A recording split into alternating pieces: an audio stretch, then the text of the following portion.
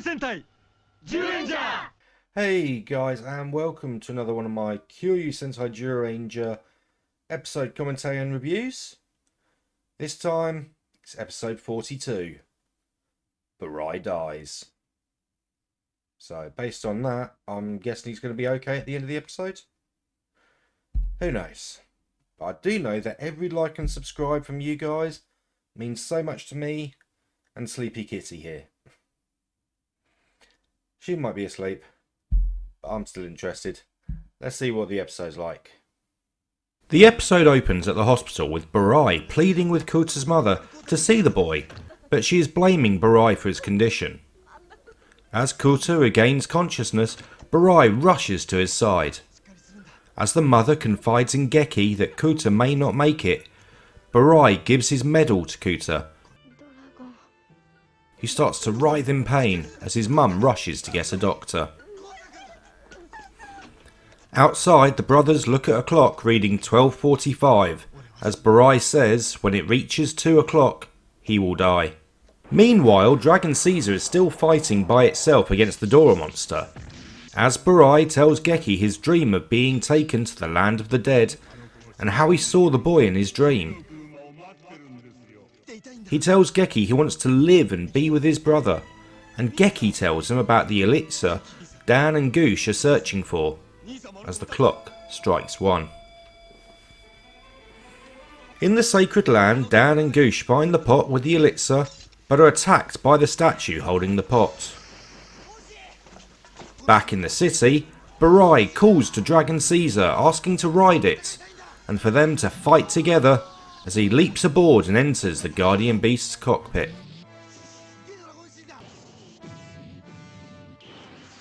As Graforza and some golems attack the 3 rangers on the ground.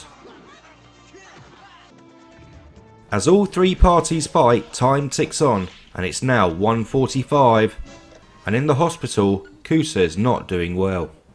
With the minutes counting down and everyone struggling in their battles, Geki pleads with God, and Burai wants to save Kuta and the world, when Burai's medal shines. And he transforms before Daijujin appears, and returns all the Rangers' Dino Bucklers. Forming Ultimate Daijujin, the 4 Rangers finish off Dora Gansaku. As the clock strikes 2, Burai disappears from the cockpit of Daijujin. In the sacred land, the warrior disappears and a goddess appears, telling the pair that Burai has already expired, before becoming Clotho and saying nothing could have saved Burai. Turning back into the goddess, she gives them the elixir to save the boy. Geki, Mei and Boy are looking for Burai when they find him on a beach, where Burai says to give the elixir to the boy. Transforming one last time,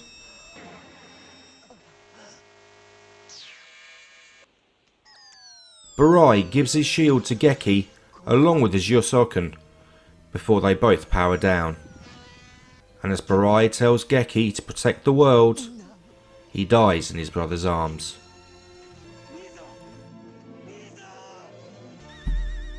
Clotho appears with the green candle, and as it goes out he claims Burai's work is now done, as the 3 rangers cry over Burai as his body disappears.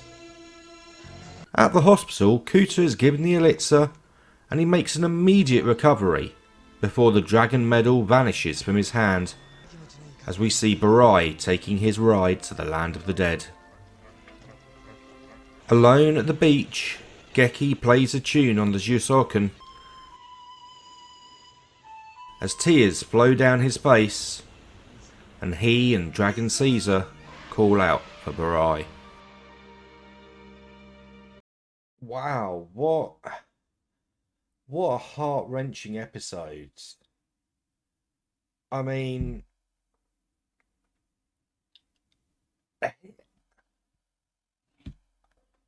I'm speechless. This is supposed to be, me saying my thoughts about the episode, and I have to admit, the ending just has me speechless, because that is such a touching ending, with Burai dying in his younger brother's arms. And of course, everything they went through to try to save him.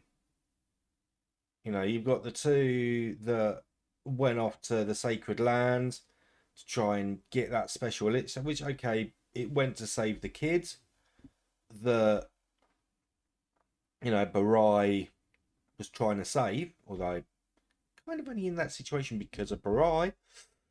Just saying, it's his own fault. But they went through all that effort to save Burai. And especially at the end when they're just told, yeah, but even if you got it, wouldn't work on him. Nothing can save him. And that's kind of, it's when it's written in stone like that, nothing can save him. You're doing all this stuff, but nothing will save Burai. And it's like, wow, And I loved this episode. I mean, you had the Rangers were still powerless. Burai's given up his coin, try and keep that kid alive. I should give it to my cat. You are fast asleep, aren't you? But yeah, he's trying to. Oh, hello. He's trying to keep the kid alive, and then he's like, because obviously he's still got his Josoken. He's able to, fight with Dragon Caesar. He goes in the cockpit, and then you have that moment that. Oh, hello. You have that moment where he's inside the cockpit, and he transforms, and then he cries out, "Die, Eugene!" Oh, I love that. And then, of course, the others get their coins as well. And, they combine. You've got Burai in Daijujin's cockpit. And everything just seems to be going well at last. Everything's going to plan. They're beating the Dora monster and all the rest of it before Burai's time is up. And you've literally got that ticking clock throughout the episodes. Like, yep, once it's 2 o'clock, that's it. And yeah. Now, of course, with Power Rangers, they did. Obviously, they used the footage of Geki and Burai on the beach, obviously in costume, not the actual actors, but in the suits. And it's not the same.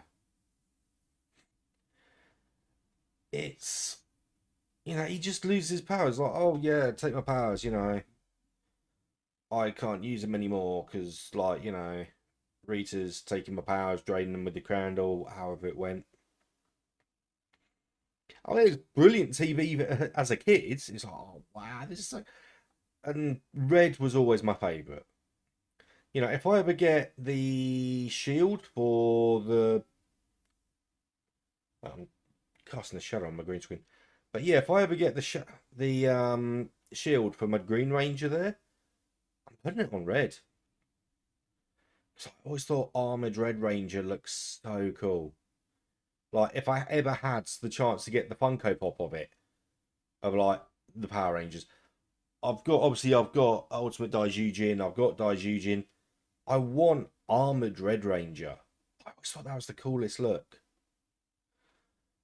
And yeah, I mean, this is where we first, like, well, no, we don't. It's not the first time.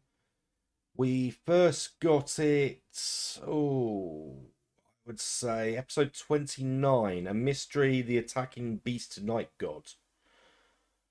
We first saw it. And now, episode 42, we get it again for a few seconds before they both power down and Burai's time is up. The candle goes out and he's gone. And we don't see him again. And I do think that's a shame because I did like Burai. It was a shame. You know, he was always. Once you learnt, I think it was about his second or third episode, once you learnt that actually he's got limited time. And yeah, he becomes such a tragic character. Even to the point where, you know, he reunites or reconnects with his younger brother, Geki, and all the rest of it. There's always that tragic element of he's not going to last. And that, and even with Geki doing everything he can, trying to like not call his brother and everything else, just like Jason tried not to call on Tommy once they knew that his powers were going. I mean, not that he was the most reliable ranger before that, because, you know, Japanese footage, he'd always leave his communicator somewhere or be recording a commercial or something else. Oh, have a good scratch. But yeah, this. I mean, it's nice that they managed to save the kids. And the fact that Clotho is also a goddess and a statue. Clotho just seems to be whatever it wants to be.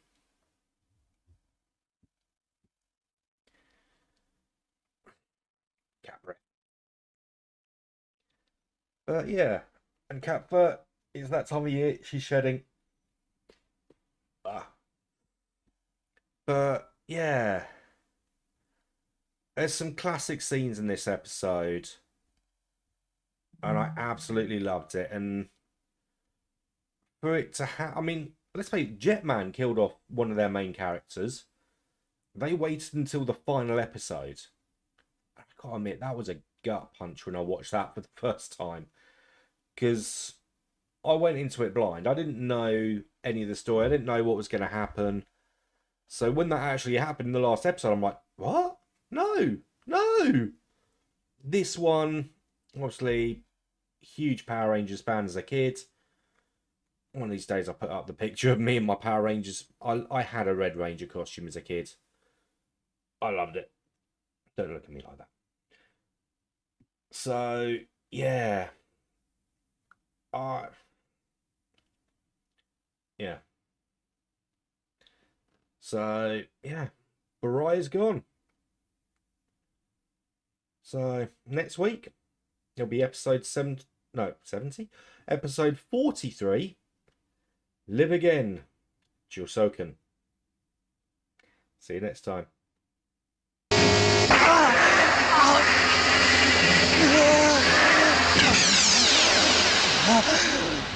大獣人